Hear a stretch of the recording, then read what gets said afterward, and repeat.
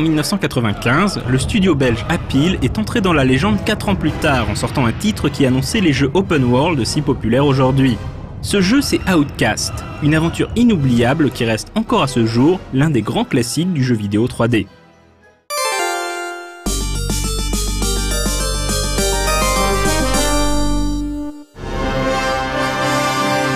L'histoire d'Outcast n'est pas sans évoquer la saga Stargate, ainsi que le scénario du jeu d'aventure The Dig de LucasArts. En 2007, la Terre est parvenue à ouvrir un portail vers une dimension parallèle. Une sonde est envoyée à travers cette porte des étoiles, transmettant des images vidéo d'un monde mystérieux. Peu après, la sonde est attaquée et détruite par une forme de vie intelligente. Cela cause une étrange réaction en chaîne qui provoque la formation d'un trou noir qui menace d'engloutir la Terre. Le gouvernement américain doit se résoudre à abandonner toute prudence pour envoyer une équipe de choc à travers la porte afin de retrouver, réparer et ramener la sonde. Cette équipe est composée de 3 scientifiques, William Kaufman, Marion Wolf et Anthony Zhu, et d'un membre des Navy Seals, Cutter Slade, chargé de veiller à la sécurité de tout ce petit monde. Mais le passage de la porte se révèle plus chaotique que prévu et les 4 compères sont séparés. Cutter revient lui dans une étrange cabane au milieu d'un territoire enneigé. Il a été recueilli par des autochtones, des créatures humanoïdes appelées Talans. Les Talans lui révèlent que ce monde se nomme Adelpha et est sous la coupe d'un tyran, Ferran. Les Talans semblent persuadés que Cutter n'est autre que Lulukai, le messie annoncé par leur prophétie, qui réunira 5 reliques sacrées, les Mon, et restaurera la paix et la liberté sur Adelpha. Évidemment, Cutter n'est pas forcément enchanté à l'idée de jouer ce rôle de messie, et est surtout préoccupé par la sonde endommagée et ses compagnons éparpillés sur la planète. Il réalisera toutefois bien vite qu'aider les Talans et obtenir leur aide en retour est le moyen le plus efficace d'accomplir sa mission.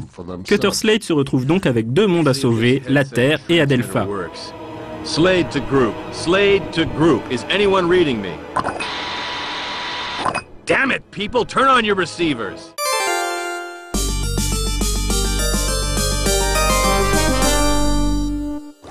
Outcast est un jeu d'action-aventure en 3D proposant un vaste monde divisé en 6 régions ayant chacune son propre climat et une atmosphère distincte et reliées entre elles par des portails.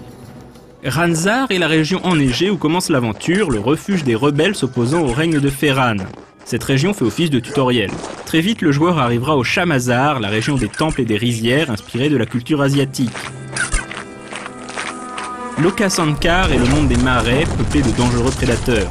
Le Talanzar est une région d'inspiration arabisante où se situe la grande cité d'Okriana, le fief de Ferran. Le Motazar est le monde des volcans, avec ses rivières de lave. Enfin, Lokar abrite une forêt vierge et sauvage. Évidemment, lorsque le joueur franchit un portail pour la première fois, il ne sait jamais trop où il va atterrir, et certains mènent en plein cœur de bases ennemies.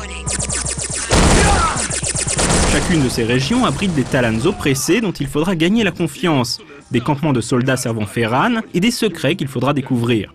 Le joueur avait toute liberté d'explorer le monde à sa guise, et ses actions avaient des répercussions subtiles mais tangibles sur son environnement. Ainsi, en attaquant les caravanes de vivres destinées aux soldats de Ferran, ceux-ci devenaient petit à petit plus faibles, rendant la tâche du joueur plus facile, et les Talans oppressés plus susceptibles d'aider le joueur dans sa quête. Cutter Slade avait à sa disposition de nombreuses armes, allant du pistolet au lance-flammes en passant par le fusil de sniper. Il était possible de passer en vue subjective afin de gérer les affrontements à la manière d'un FPS. Lorsqu'il se trouvait à court de munitions, le joueur devait demander à un artisan Talan de lui en fabriquer de nouvelles à partir de matières premières récoltées de ci de là. Évidemment, il était également envisageable d'éviter le combat autant que possible et de jouer la carte de l'infiltration. Une autre trouvaille du jeu était le système de sauvegarde. Celle-ci s'effectuait à l'aide d'un artefact appelé le Gamsave. Il était possible de sauvegarder à tout moment, mais le processus prenait quelques secondes pendant lesquelles Cutter était vulnérable.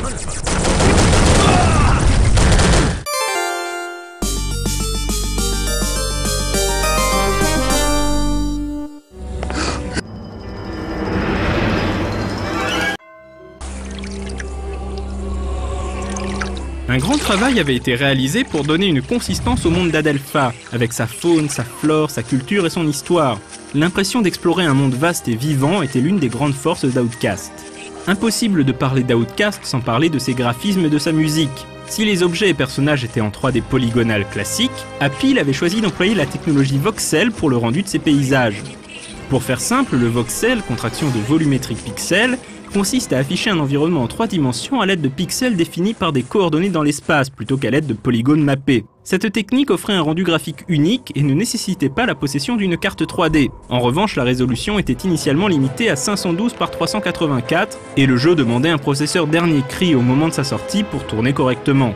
Plus tard, des fans ont créé des patchs permettant de jouer dans des résolutions plus élevées et notamment en 16/9 comme sur ces images.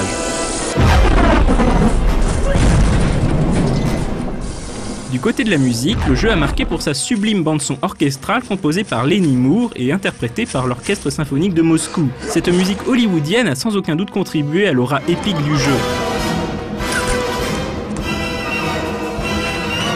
Notons également l'excellent doublage, Cutter étant doublé en anglais par David Gassman et en français par Patrick Poivet, la voix française de Bruce Willis.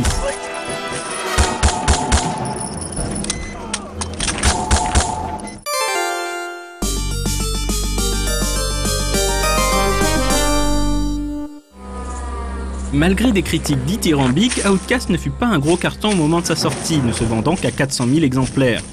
Apple commença à travailler sur une suite intitulée The Lost Paradise, mais le studio déposa le bilan en 2002 avant d'avoir pu mener le projet à son terme, au grand désespoir des joueurs. Les fans, de leur côté, travaillent sur Open Outcast, une nouvelle aventure conçue avec le CryEngine. De manière plus générale, Cutter Slade a été le précurseur des hits plus récents comme Red Dead Redemption.